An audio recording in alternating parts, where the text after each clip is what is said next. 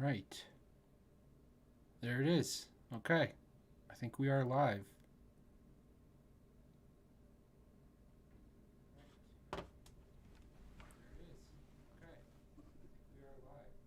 All right, great. Still, as you all know, not super great at this. But I'm watching videos and I'm figuring it out. So I've got some of these AMA questions that you guys have been waiting on since last time, and I want to be able to knock them off, and then also have you guys ask more if you've got any more questions. So let me just get this down here a little bit, and let's see what we got. Okay. Okay. What format will the comics books be in, and will you have to own it to read it? So that has a lot to do with our what we're building on our website. The comic books are going to come in multiple different formats because we're going to have different rarities, and so you'll have different ways to engage with it. I'll say that we're building something special on the website that will make it more enjoyable, and we're figuring out how that will work. Technically, like any NFT, to see it, it'll be on IPFS, which is decentralized file system. So to see the contents of the NFT, you won't have to own it, but to use it in the way that we expect it to be used, and to be able to read it comfortably instead of clicking through different images and stuff, you'll have to log into the website, and then it'll be set up kind of like almost like an e-reader, where you'll see the pages in front of you, and you'll be able to turn the pages and everything. So we're working on that to make it really nice.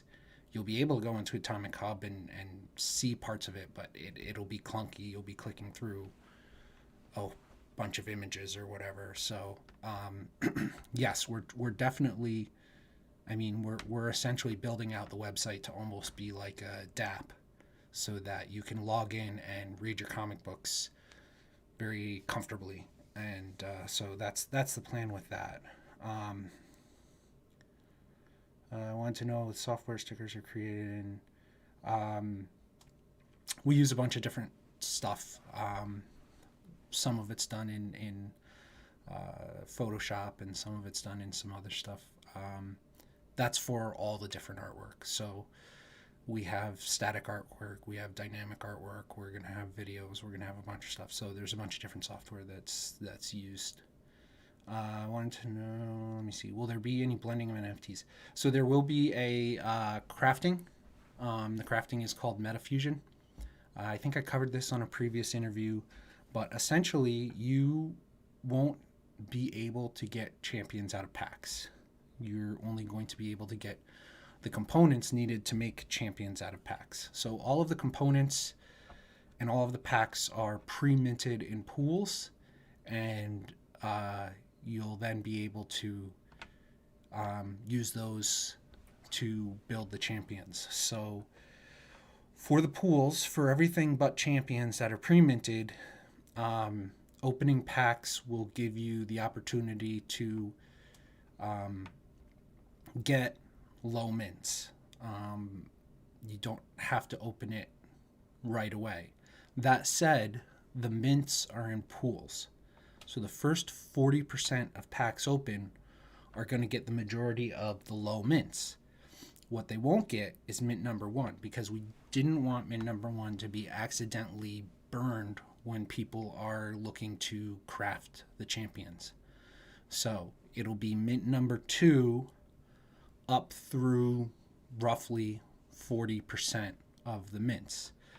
So that'll depend on which rarity you are. You know, if there's a whole bunch, that mint number will go quite high in pool one. If there were only 10, let's say, then you'd get like 2 through 4, 2 through 5 in that first pool. Once you go past 40% minted, there's another pool. That pool will have the higher mints from, say, 40% to 80%, but it will also have all the mint ones in it. So if you want to try and get that mint 1, you would want to open in the second 40%. With champions, it's all going to be mint on demand. So whoever goes through the Metafusion and crafts any given champion first, they'll get the lowest mint numbers. Now, that'll be pretty easy and pretty fast for common, uncommon, maybe even rare. As you get into the higher rarities, it's going to be a little bit difficult to get all of the components you need to make your champion, and this will be especially true for collector's edition. There won't be a lot of collector's edition there, so to get the 3 that you'll need to make the champion collector's edition is going to be a little bit of work, and we'll rely on people, getting packs and working trades and all of that stuff. So we aren't doing blending with other projects right now. That's not planned for our Series 1, but who knows about the future. Are you going to be able to stake the MetaForce stickers on our planet? We have applied. We are applying for the whole collection, and we are very hopeful that the stickers and everything else will be included. And we don't know exactly what the rates will be, but the application is in. We've been talking to the guys at Our Planet, and we're working through the process. I expect that we would be accepted, so I don't see that being a problem. What's the release date? May 1st. What are the prices for the different packs? And will be a wax-only purchase? Yes, wax-only purchase. We're not doing credit cards. It'll be a wax-only purchase, and we are looking to do $5 and $25 packs. And the packs will be 5 cards or 30 cards. We're getting our pack art all finished up. So all of the art for the cards is all over to Atomic Hub. We're working with Jonah. The drop is going to be on Atomic Hub, and all of the Metafusion crafting will all be on Atomic Hub. So nobody's going to have to go find an alternate web page for buying packs, opening packs, or crafting. Once we get to comic books this summer, you're going to want to go to the MetaForce Comics webpage to read them. But as far as opening and crafting for the collectibles, the cards, that'll all be on Atomic Hub. Yeah, wax only. What's the requirement? These are drop requirements. Is there a recommended wallet for sorting? Okay. Yeah. Well, you'll use your wax wallet. Everything will work on Atomic Hub for the cards, and then, like I said, in the future there will be some comic book reading that will have to happen on the website, or will be a better experience if it happens on the website. I'll say that. All of the metadata to sort the cards by card IDs, rarities, all of that stuff is in, and it should be sortable on Atomic Hub. Will there be an Oakland mining location? So yes, I think so. For those that have followed along with Upland, they had some issues with getting Oakland out, and so all of that needs to be resolved first. They need to figure out how to get it out, and then we've got to figure out if there will be a location or not. That is all through my that's technically a MetaForce and Upland Comics partnership to make that happen, but we will be making that happen. And in the future, we're hoping that the Upland locations that you will go to mine will change a little bit and will be pertinent to things in the lore for MetaForce. That's not the way it is right now. but we're still setting things up, and that will eventually be the case. And so how that's going to work in Oakland, I'm not really sure, but we do have some locations in the other cities figured out. So that's not going to change by surprise. When that change happens, it'll be communicated to everyone. So keep going where you're going for the time being, and if that changes, that'll change. Let me see if there's anything else that I didn't pick up in the AMA channels. I think we talked about a lot of it, but yeah, the packs will come. $5, $25, 5 cards, 30 cards, and they're pretty much equal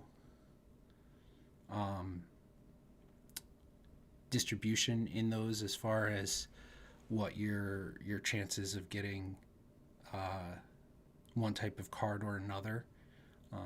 You'll be able to get the same rarity percentages out of the packs, so you may have advantages or disadvantages opening larger ones or smaller ones based on what you want to get, how many you want to get. Obviously, the per card price is a little bit lower on the bigger packs, but not everybody's going to want bigger packs.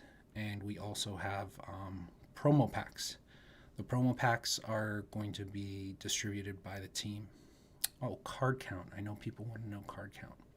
So we finalized the card count.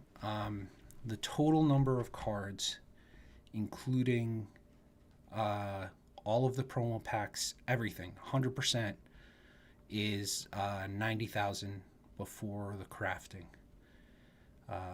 This is going to leave us with less total common cards than there are stickers, assuming all of the crafting is done and all of the packs are open. So even if we get 100% pack opening, which is very, very unlikely, and we get 100% of crafting, common cards will still be a little more rare than the stickers. All of the percentages are... So one thing that we did differently, I know there are other projects out there that they just make like a ton of common cards, and they make a really big pack sale, and that just gives them a whole bunch of ammunition to do crafting, and then maybe they figure out the crafting after the fact, or they don't know exactly, and they just tell people buy a bunch of packs because you're going to have to craft, and we don't know how it's going to turn out. We did all the numbers ahead of time. We don't like that model. We want collectors to know exactly what they're getting, exactly what their card numbers are going to be, everything. So you're going to use 3 cards to craft 1 card. If everything was crafted such that all of the card packs were opened and everything was burned, you would have an equal number of champions, citizens, altars, and evildoers, and 100% of the essence would be burned. And it would leave you just with the 20 cards. Now we know that's not going to happen. Some amount of people are not going to want to open their packs and are going to want to save the packs. Some amount of people are not going to want to burn mint number 1s. Some amount of people are going to want to keep essence. So it's going to more than likely happen that there will be a bit of more citizens and altars, which is kind of intentional, right? There's citizens, there's everyday people walking around, there's things around everywhere.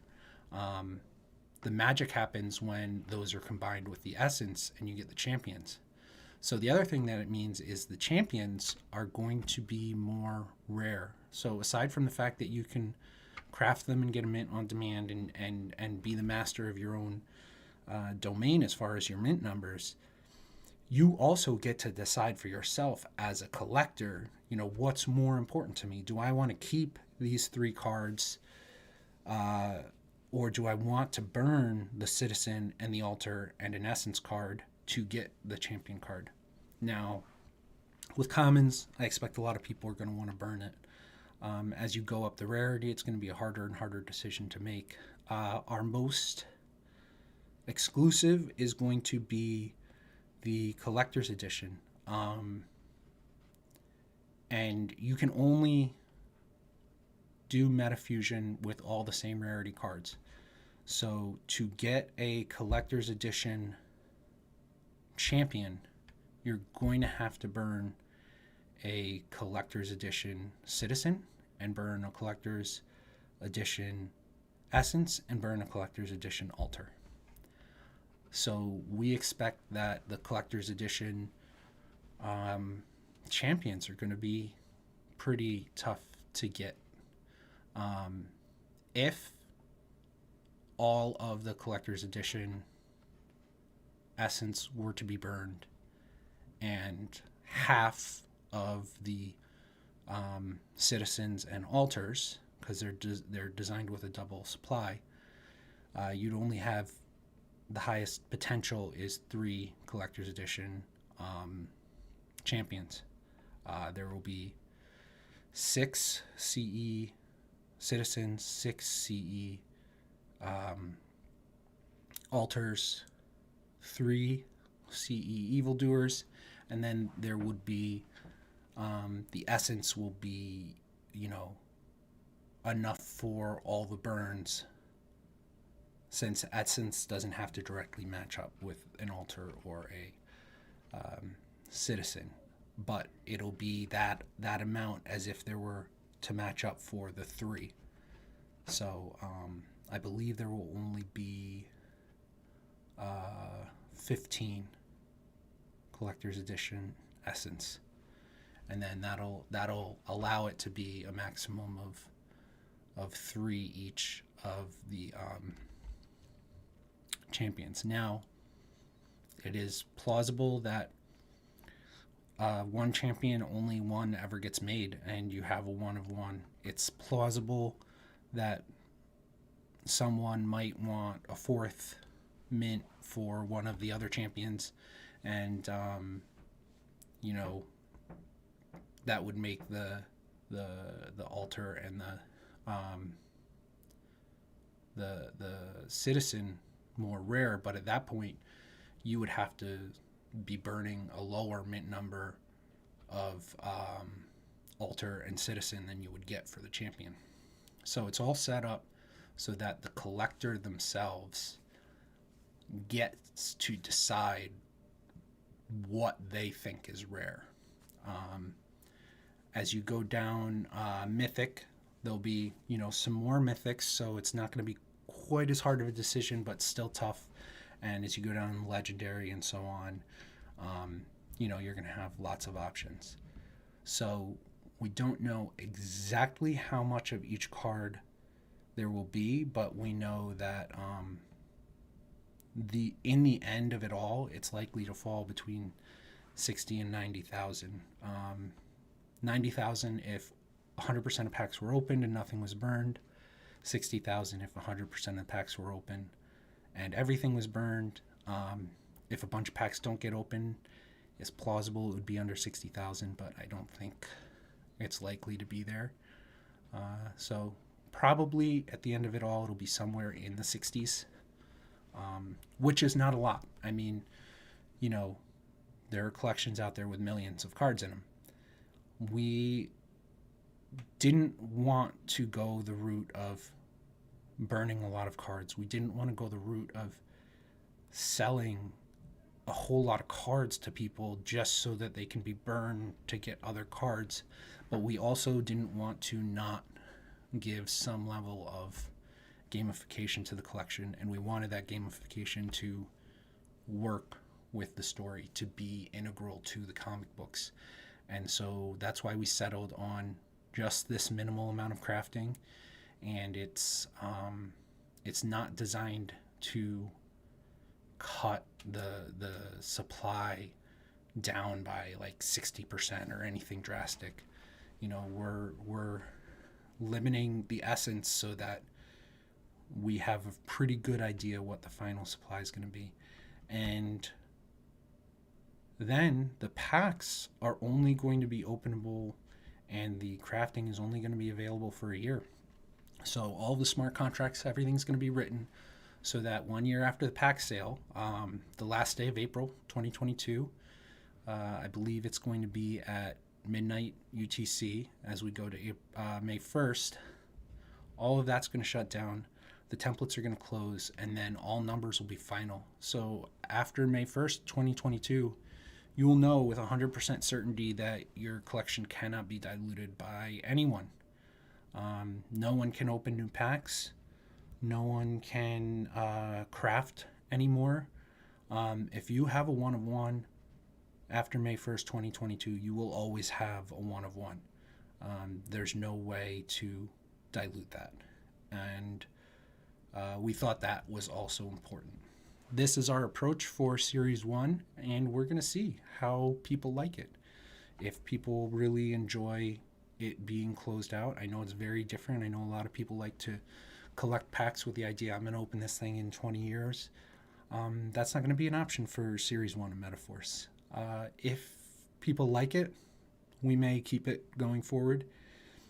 If people don't like it and they prefer more of an open series feel, we'll discuss that with our community and see what happens on Series 2. But our number one goal for Series 1 was to make it right-sized for the audience that was available when we released it, so that people can get their hands on the cards and can really enjoy it without it being like hyper rare, but also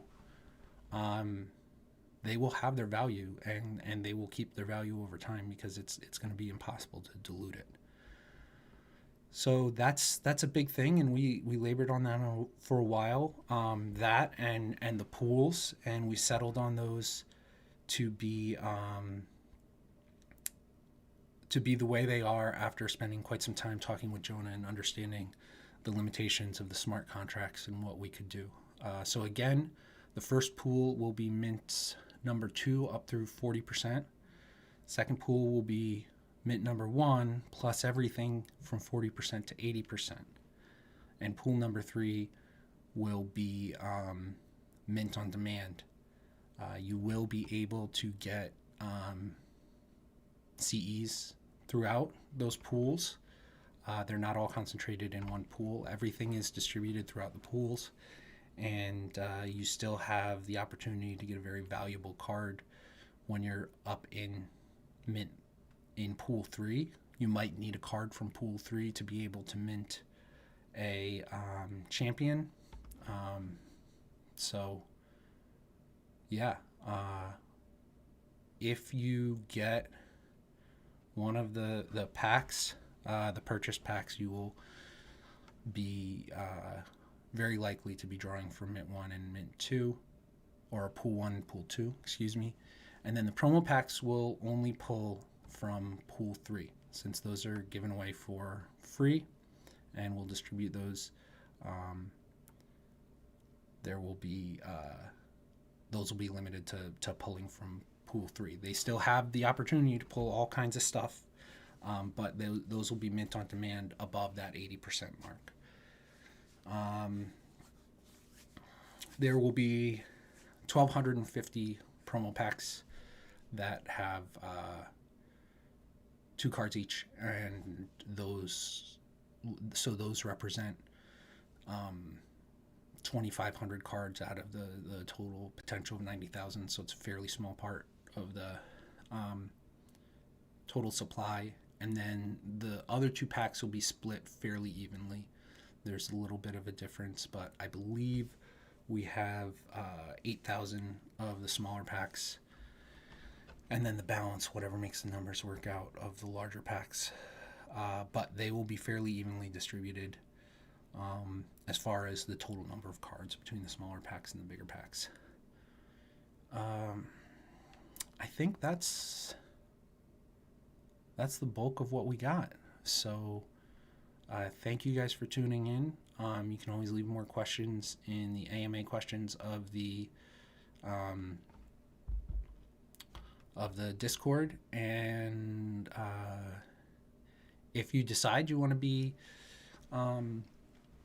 able to see future AMAs or whatever, just subscribe to the YouTube channel, just so you don't have to go and look for them. So it just pops up. And I think that's it. Looking forward to May 1st, everybody. Thanks.